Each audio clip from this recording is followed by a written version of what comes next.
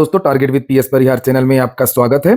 सुबह की इस वीडियो में ऐसी सूचनाएं होती हैं जो विभिन्न समाचार पत्रों पर छाई हुई होती हैं और विद्यार्थियों के लिए आवश्यक होती हैं। तो आइए शुरू करते हैं और देख लेते हैं कि आज के समाचार पत्रों में विद्यार्थी जीवन से संबंधित कौन-कौन सी सूचनाएं हैं। तो वीडियो को जल्दी से लाइक कर दें, शेयर कर दें और जिन छात्रों ने चैनल को अभी भी सब्सक्राइब न किया हो तो जल्दी से सब्सक्राइब कर लें ताकि आप लोगों को इसी प्रकार की ऑथेंटिक अपडेट से सबसे पहले मिलती रहे। आगे बढ़ने से पहले एक सूचना है उन विद्यार्थियों के लिए जो विद्यार्थी किसी भी प्रतियोगी परीक्षा की तैयारी कर रहे हैं। किसी भी प्रतियोगी परीक्षा की तैयारी के लिए मॉक टेस्ट की अहम भूमिका होती है और उसके लिए यहाँ पर सबसे बेस्ट प्लेटफॉर्म है टेक्स्ट बुक, जिसे आप लोग यहाँ पर देख रहे हैं। यहाँ पर इस समय एक सेल चल रहा है 29 से लेकर के 31 अक्टूबर तक, जिसका नाम है यूनिटी पावर प्ले सेल।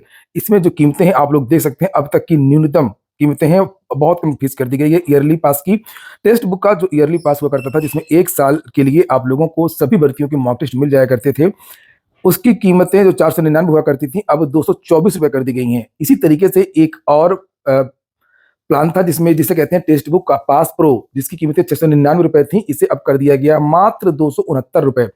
और इसमें अगर आप लोग एक कोड का प्रयोग करेंगे TWP, तो इसमें भी आप लोगों को 10% की एक्स्ट्रा छूट मिल जाएगी। लिंक मैंने डिस्क्रिप्शन बॉक्स में दे दिया है, वहां पर जाकर के इसे आप लोग आज ही ज्वाइन कर सकते हैं। सारी भर्तियां इसमें कवर की गई हैं और 70,000 से ज्यादा मॉक टेस्ट हैं, 16 लाख से ज्यादा विद्यार्थी जुड़े हुए हैं, 12 से अधिक भाषाओं में आप लोगों को मॉक टेस्ट मिल जाएंगे। सबसे पहले बात करेंगे पीईटी की। लिखा पीईटी प्रयागराज में बैठे साल भर करा रहे थे नकल, एसटीएफ ने सूचना मिलने पर दबोचा। वाराणसी से कक्ष निरीक्षक ने भेजा था पेपर, गौतम बुद्ध नगर में आधार कार्ड को एडिट कर परीक्षा देने पहुंचा था। ये वो लोग हैं जो कल जिनकी गिरफ्तारी हुई है। पीईटी के मद्देनजर एसटीएफ व अन्य सुरक्षा एजेंसियां पहले से ही सक्रिय थी। परीक्षा के दौरान एसटीएफ के डीएसपी दीपक कुमार सिंह को सूचना मिली कि प्रयागराज में बैठे सालवर गैंग का सरगना दीपक कुमार पटेल व उसका साथी अजय वाराणसी, बांदा, उन्नाव व कानपुर के परीक्षा केंद्र पर ब्लूटूथ से नकल करा रहे हैं। इस सूचना के बाद सरगना को साथी समेत परीक्षार्थियों को गिरफ्तार कर लिया गया। दीपक व अजय ने बताया कि उनका गिरोह पैसा लेकर के पेपर हल कराते हैं। पीईटी में भी उन्होंने कई परीक्षार्थियों से नकल कराने के लिए पैसे लिए थे। गिरफ्तार अभियुक्तों के मोबाइल से मिले परीक्षा प्रश्न पत्र को देखने पर एक बार कोड मिला। इसकी आयोग से जांच कराई गई तो पता यह चला कि प्रश्न पत्र RPD inter college Sandaha Choubey पूर्व वाराणसी के परीक्षा केंद्र का है। इसकी जांच में पता चला कि यह एक अनुपस्थित परीक्षार्थी का पेपर है। इससे कक्ष निरीक्षक के रूप में ड्यूटी कर रहे विनय पटेल ने सालभर गैंग को उपलब्ध कराया था। गिरोह के लोग इसी के माध्यम से पेपर हल करा रहे थे।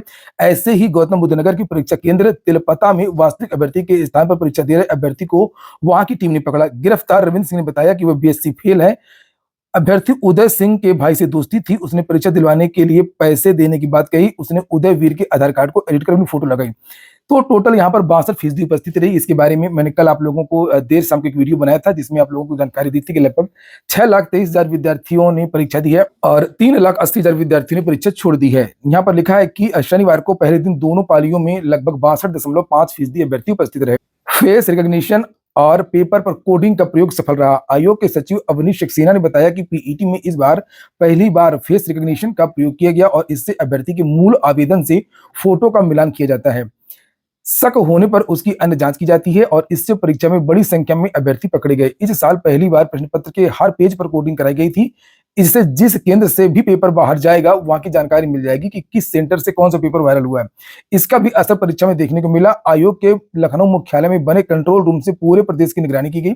इसमें भी संदिग्ध मिलने पर तुरंत जांच कराई गई। वहीं पर बांदा के एक परीक्षा केंद्र पर ब्लूटूथ डिवाइस मिली। लिखा पहली जांच में उसे नहीं पकड़ा जा सका। जब एसटीएफ से सूचना मिलने पर उसकी दोबारा सघनता से जांच की गई तो उसके कान के अंदर ब्लूटूथ डिवाइस मिली, जिसके माध्यम से वह पेपर हल कर रहा था। इस तरह से उसे पकड़ा गया। ये जो तस्वीर देख रहे हैं आप लोग, ये जहां पर लिखा गिरोह का सरगना दीपक कुमार पटेल, बताया जा रहा है कि यही सरगना था जो प्रयागराज से कई विद्यार्थियों को नकल करवा रहा था। पेपर के पैटर्न के बारे में भी लिखा है, कठिनाई स्तर के बारे में, करंट अफेयर्स और गणित में ग्राफ के सवालों ने उलझाया। और उत्तर प्रदेश अधीनस्थ सेवा चयन आयोग की ओर से रविवार को आयोजित प्रारंभिक परीक्षा में अभ्यर्थियों को करंट अफेयर्स और गणित के सवालों ने उलझाया। आधुनिक इतिहास व स्वतंत्रता आंदोलन से जुड़े सवाल भी अभ्यर्थियों को कठिन लगे। पहले दिन 64% अभ्यर्थियों ने अपनी उपस्थिति दर्ज कराई। तो पेपर तो पूरा ही टफ था, चाहे वो सामान्य अध्ययन की बात करें या करंट की बात करें या हिंदी की बात करें। हिंदी में जैसे बहुत बड़ा पैराग्राफ था, विद्यार्थियों को समय लगा। और वहीं पर करंट अफेयर बहुत पुराना भी पूछा गया था। सामान्यतः 8 से 10 महीने का करंट अफेयर पूछा जाता है और इस बार 2021 और 22 का भी करंट देखने को मिला। मतलब कठिन बनाने के लिए बताया जा रहा विद्यार्थियों के द्वारा कि जो सामान्यतः पेपर आता उस तरीके का पेपर नहीं आया। जैसे एक क्वेश्चन आया था, यहाँ पर घुमा फिरा कर क्वेश्चन पूछे गए, मध्य प्रदेश में लागू मुख्यमंत्री लाडली बहना योजना में महिलाओं के लिए आयु सीमा क्या है? मतलब पूछना चाहिए था उत्तर प्रदेश का, पूछ दिया इन्होंने मध्य प्रदेश का। इसी तरीके से और भी बहुत सारे पेचीदा सवाल आए थे। जैसे यहाँ पर लिखा कि एक सवाल था कि पूर्वोत्तर सीमांत रेलवे ने वर्ष के सूक्ष्म परियोजना के लिए पीएमआई दक्षिण एशिया पुरस्कार जीता। यह परियोजना निम्नलिखित में से किस जानवर के जीवन को बचाने के लिए इंस्ट्रक्शन डिटेक्शन सिस्टम है? एक और क्वेश्चन इसी तरीके का आया कि लिखा है कि पुला निम्नलिखित में से किस देश की राष्ट्रीय मुद्रा है? रासायनिक हथियारों का निषेध संगठन ओपीसीडब्ल्यू में कितने सदस्य हैं? तो यहाँ से आप लोग प्रश्नों के स्तर के बारे में खुद समझ सकते हैं। कुछ और प्रश्न यहाँ पर दिए गए हैं जिन्होंने विद्यार्थियों को परेशान किया। जैसे ये वायरल हो रहा है, गांधी जी ने किस वर्ष में लंगोटी पहनना शुरू किया? हालांकि विद्यार्थियों ने इसको गूगल से सर्च कर लिया है। अगला एक और प्रश्न जिससे आप देख सकते हैं, विश्व का पहला 7 मिनट का कैंसर उपचार टीका किस देश में शुरू किया जाएगा?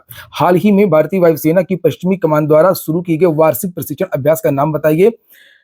अगले दशक में किस क्षेत्र में व्यापार को $100 बिलियन तक बढ़ाने के लिए भारत अमेरिका टास्क फोर्स की स्थापना की गई है? तेलंगाना राज्य के पालमपेट गांव में स्थित रामप्पा मंदिर, जिसे वर्ष 2021 में यूनेस्को विश्व धरोहर स्थल घोषित किया गया था, और उसका निर्माण किस राजवंश के शासनकाल के दौरान किया गया? तो इस बार आप लोगों ने देखा होगा कि बहुत सारे ऑनलाइन जो कोचिंग संस्थान हैं, टेलीग्राम चैनल हैं, सब कोई ये नहीं कह रहा कि हमारा इतना फंसा, हमारा इतना फंसा।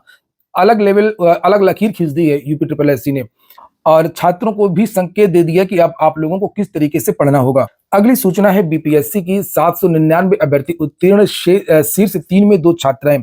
67वीं बिहार पीसीएस का परिणाम जारी हो गया है और फाइनल कट ऑफ भी जारी कर दिया गया है। हालांकि फाइनल कट ऑफ, पदों की संख्या तो ज्यादा थी इस बार, लेकिन कट ऑफ थोड़ा ज्यादा चला गया है। प्रयागराज से भी विद्यार्थियों का चयन हुआ है, और लिखा है कि बिहार लोक सेवा आयोग ने शनिवार को 67वीं संयुक्त प्रतियोगिता परीक्षा का अंतिम परीक्षाफल जारी कर दिया। अंतिम रूप से 799 अभ्यर्थियों का चयन किया गया है। बाढ़ पटना के अमन आनंद राज्य के टॉपर बने हैं, वहीं दूसरे स्थान पर जहानाबाद की निकिता कुमारी, और भागलपुर में सुल्तानगंज में Jeevika block project manager Ankita Chaudhary तीसरे स्थान पर रही हैं। तो ये जो टॉपर्स हैं उनकी सूची यहाँ पर जारी की गई है। कट ऑफ भी जारी किया गया, जिससे आप लोग यहाँ पर देख सकते हैं, ये टॉपर्स की सूची है, रोल नंबर वगैरह लिखे हैं, और यहाँ पर ये कट ऑफ है। तो कट ऑफ आप लोग इसे देख सकते हैं।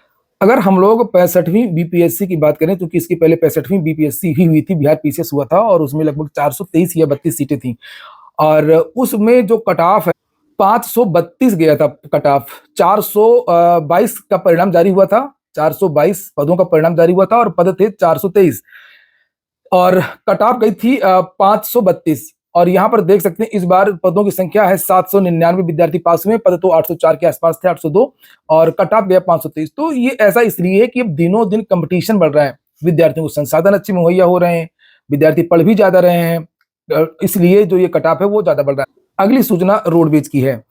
मैकेनिक के 78% पद खाली, कैसे हो बसों की मरम्मत? उत्तर प्रदेश में सभी विभागों का यही हाल है। रोडवेज के सभी डिपो में कुल 11,619 पदों में से 9,149 पद खाली हैं। ये देखिए, यही हाल राजकीय विद्यालयों में है, एलटी ग्रेड में है, यही हाल प्रवक्ता भर्ती में है, यही हाल टीजीटी और पीजीटी में है, यही हाल अन्य सभी विभागों में है। यहाँ पर लिखा है मैकेनिक के करीब 78% पद खाली हैं। मतलब मुख्यमंत्री को या भाजपा सरकार को ऐसा लगता है कि हम पैसा बचा लेंगे तनख्वाह रोक करके, और देश का विकास कर लेंगे। कोई दूसरी सरकार आएगी, धड़ाधड़ सब पूरे पद भर देगी, तो आप कितना बचा लोगे, कब तक बचा लोगे? देश की स्थिति इससे और बदतर होती है जब संसाधन ही नहीं रहेंगे, किसी विभाग में मानव संसाधन ही नहीं रहेगा, तो वो विभाग कैसे विकास कर सकता है?